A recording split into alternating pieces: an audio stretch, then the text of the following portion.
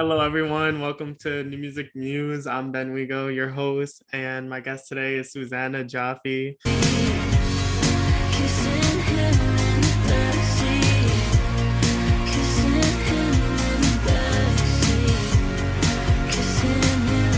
First of all, can you tell us a little bit about your musical background and what made you passionate about music and writing music and putting your own music out? Basically, I grew up just surrounded by music because my dad was a songwriter and that was what he always wanted to do. So, he'd be taking me to like songwriting competitions and just like local shows around Austin, and writing songs around the house and kind of incorporating me into that process and kind of like teaching me how it works and whatnot. And so I was just always kind of around music. And as I got older, my parents kind of realized I could sing and started pushing me to do it more seriously. And like at first, it's just like performing at talent shows and whatnot. And then once I got into high school, I started actually co-writing with my dad and then performing those songs like open mics, which led to me getting my own shows around Austin. And then when I got to college, I kind of stopped for like a year and a half because I was like just like readjusting and kind of like recalibrating to this entirely new life. And then when COVID hit, I guess I kind of like rediscovered my love for music and started writing on my own for the first time in my life, which was really scary and has been really fulfilling actually. And since then, I just like it was kind of like a light bulb moment for me where I was like, this is what I was meant to do, and this is what I'm going to do. That's really cool. I think a lot of people found that kind of outlet during COVID because they were going through all this fucked up shit. And that's really dope that you found, you know, your own writing style and touching upon that. Like, can you tell us like about your style of music, what you want to make, what you have been making, and what's your favorite song that you put out? Yeah. So I do think that COVID, as horrible as it has been, it was really important for me. It almost like needed it to happen where I needed that space and time to just sit with myself and kind of figure out what I wanted to do as an artist and what I wanted to sound like because I love the songs I've written with my dad, but they in the past they just weren't they didn't feel like mine. They didn't feel like they were my sound. And then I think, during COVID, I was kind of like coming to terms with my sexuality and I started listening to a lot of queer music. And I feel like a lot of queer music predominantly falls into like like indie singer songwriter and like indie pop. And so I started kind of veering more towards that kind of sound with my own songwriting. And I think with the last like four singles I've put out, I've really kind of like redefined my sound and my image as an artist because I've like really come into myself. And I honestly think the next song that I'm about to put out will be my favorite, but out of the ones I put out so far, there's one that I released like a week ago and that I actually co-wrote with my dad. And that also was huge. Like me writing on my own was huge because it kind of changed the way my dad and I wrote together because I was so much more self-assured in what I wanted my songs to like feel like and sound like. And so our co-writing process became a lot more collaborative and like true to who I am as an artist. And I feel like that song really encapsulates that. Oh, there's something next, but I don't know what next is about. What do I do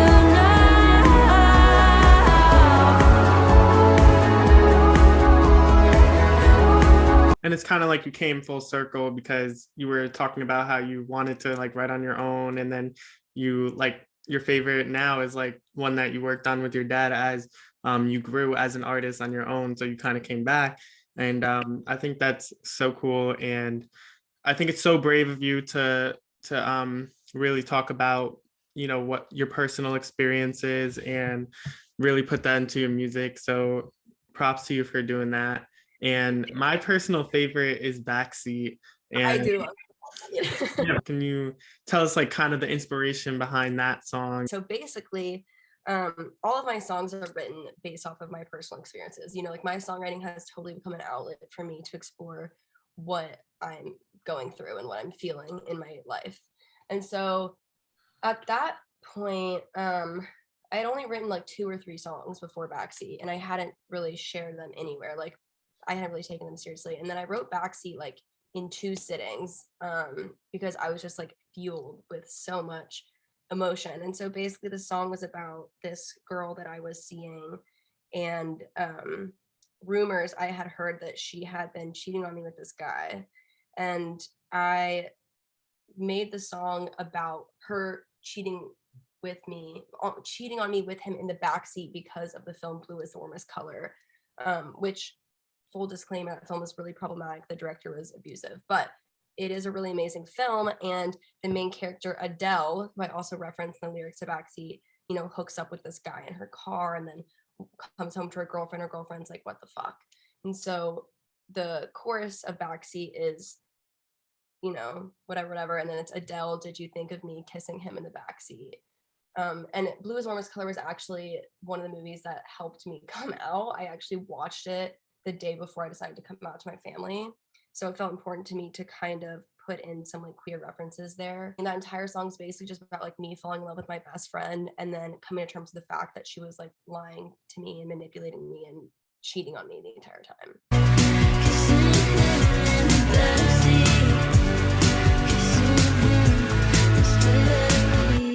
It's amazing that you can put that whole personal experience, and I love how you added that whole media reference and that illusion, because it really paints a picture in your head. And I love the music. I think it was the music video for it, or it was a live performance or something, and it was really cool because it was like in a store Right by my apartment, and they were just, I like emailed them and I was like, I would love to just like film a video in here, and they were like, cool. And I was like, cool. And we did it, and it was everything I imagined. I notice you lying in my face.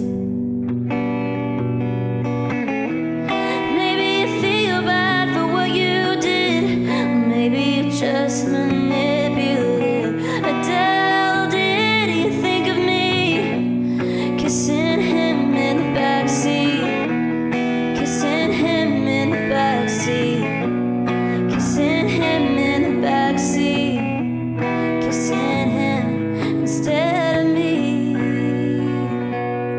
Tell us how you put your artistic vision into your music videos. Yeah. So I'm currently a senior in college, and I'm actually a film major. And like when I came to college, even before college, since middle school, I was like, film is what I want to do. Like I've always been so passionate about it because I've always just been like such a visual person in terms of like my creativity. And so with each of my songs, I feel like I've had like a pretty distinct image of like what I want that song, how I want that song to be visualized. And so like with Backseat and with Halloween, I just like, there'd be nights I couldn't fall asleep because I just had these like images in my head of like in the song like playing in my head, and I just get my phone out and write down like every single image that was coming to mind, and then kind of like work with various cinematographers and whatnot to figure out how we could like link those images together. And I think for Backseat, I really wanted the video to be very like bold. Like I wanted there to be a lot of colors. I wanted there to be like a clear like queer storyline playing out for people to see, just because I think that's important. I don't think there's like a ton of like media representation, especially like visual representation of like lesbian relationships. And so it was important for me to depict that very clearly in the video, while also using like a ton of colors. I feel like red and pink are like really huge. They like call to me. Like I just like red and pink, you'll find it in like everything I make. And it's really fulfilling, I guess, to like have a song and then be able to capture kind of what can't be said in the song in visual terms. And everything caught on fire. You disappeared without a warning. Yeah, you're a fucking lie. We drank wine on the couch, then you spit me out. Now I'm stuck with this state. I've heard like some of your old stuff, like Nobody Wants Me Tonight. And how do you think like your old stuff that you've released kind of compares to what you're making now? I think in terms of the music that I used to release, it was a lot more like directly inspired by the sound that I grew up in, growing up in Austin, like a little country, a little folky, really singer-songwriter, some R&B, which is mainly what I grew up listening to. Like I grew up listening to Adele and Amy Winehouse and like Aretha Franklin and whatnot. And then the videos, the only video that I directed before my most recent stuff was the video for Nobody Wants Me Tonight, which again, like I feel like that my style, even in terms of directing, has changed like so distinctly as I become like more centered in like my image and my branding as an artist. Now it feels like tonight is a jungle with the sky too heavy to hold. I don't know which way to turn for my survival. Yeah, I'm deep in the dark, falling apart, lower than lonely, 'cause nobody wants me tonight. Touching upon that, what are some of your musical and artistic inspirations? I think it's honestly changed a lot over the past year, but like anytime someone asks me this question, I say like the album Immunity by Clairo was really transformational for me as a person and as an artist. I mean, that whole album is basically like a lot of it is about her being bi and those experiences. And I was listening to that album as I started questioning my sexuality, and hearing someone voice kind of like the experiences I was going through, the things that I was feeling, really helped me come to terms with it. And I think I also like just felt I really connected with that style of like kind of like indie bedroom pop rock. And so I think that was like a really huge inspiration for me, just kind of like having someone be like, it's okay to like use this space to like explore your sexuality and like come to terms with that. And it was really transformational for me. And I think more recently I really have gone into Holly Humberstone, who has this like dark pop vibe, and it's like indie pop, but it's not like the kind of like day glow, like happy bedroom pop. Like it's not like Clairo's earlier stuff. It's more of like a hard dark pop, but it's like really exploring kind of like dark themes and whatnot through a pop lens, which I'm really intrigued by because I love pop music. Yeah. I think it kind of gets like a bad rep for some reason. And so that's also kind of been important to me, is kind of like redefining people's notion of pop, because I think people really underappreciate pop music. So Holly Humberstone has been a huge inspiration. I really love Ella Jane's stuff and what she's doing. She really does mesh a lot of different genres, which I love and respect so much. I think everyone, like a lot of artists are trying to add their own edge to it, so Yeah. it can be like come off as like unique, and Totally. the singer songwriter aspect of it too, like you want to feel that emotion in it. And I think that's what like why pop gets a bad rap, because like it does, like sometimes it just doesn't have that like emotional draw to it. Yeah, but I do agree that that's changing, especially now that like I think genres are becoming so much more fluid. And like I feel like people used to be kind of like sticklers about like having all your music, like of an album or an EP, just as an artist, fit into like one specific sound. And I think people now are like really playing with, experimenting, combining different genres. And I think it's given pop the capacity to have more emotional depth than it has in the past. What's a lyric that you've written that you feel like is completely relatable to your own existence, and that you put all your vulnerability into sharing with your listeners? The most vulnerable things I've written, I haven't released yet.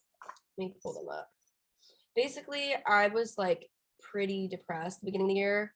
And I just kind of had this like breakdown one week, and it was just like kind of like the lowest point I've been. And I just sat down and wrote this just about basically like all of my trauma and everything. The chorus, I feel like, kind of sums it up. And it's, when did I become so serious? Carving my back out, I'm hollow. I didn't ask for any of this. Bring me out and suck me dry. Yours, and I'll show you mine. The smallest things can have such consequence. In all honesty, I was struggling with self-harming, and part of, the Show Me Yours and You'll Show Me Mine was about like my scars, and the rest was just like all the things that's happened to me. Like I didn't, like, what did I do to deserve all these things that, and I explore those things in the song and the verses, but I was just like, I'm like tired, and I'm like, I feel like I'm just like a shell of who I used to be because of all these experiences I've had like to endure and the way they've affected me, and like I don't feel like other people like understand. And it's, I mean, this whole song's just about how the smallest things can like really affect you way more than you think they will. Is this normally like how like your songwriting process goes? Like it's just like you kind of feel like all these emotions and like you just like write. Every song I've written, every song I put out, I've written usually in one sitting. Like I sit down and I just am like filled with so much emotion that I just like have to get it out. And it's usually honestly when I'm at my lowest is when I'm able to write those songs. And I gotta say, I really love like your aesthetic that you're putting into your music, and each single, like I love how you're like you release a new single, and it's like each kind of single I've been noticing has like a new theme to it. Yeah, that's what Really I've tried to do. Yeah, it's like really I'm glad refreshing. you noticed that. I'm really glad you noticed that because I've tried to like have a new like kind of story and like image for each song. So Yeah, I'm yeah. glad that someone noticed that. That's awesome. Or can you tell us about like your most recent single? Most recent single is called What Next is About. And it's basically about the anxiety that comes with accepting that you can't force someone to love you and having to like let go of that and let go of everything that once was and face this like completely new period where you have no way you're single for the first time. You lost this part of yourself and now you kind of have to like reteach yourself how you're going to navigate the world. And it's like an upbeat pop song, but it is about this like really kind of like profound feeling of like unknown. And it's actually really exciting. This song got added to a Spotify editorial playlist, which is the first time I've had something added, and it's like with like Phoebe Bridgers and like Annie DeRusso and like King Princess, like all these people that I look up to so much. I have no way to stop you. What do I do now? I know there's something next, but I don't know what next is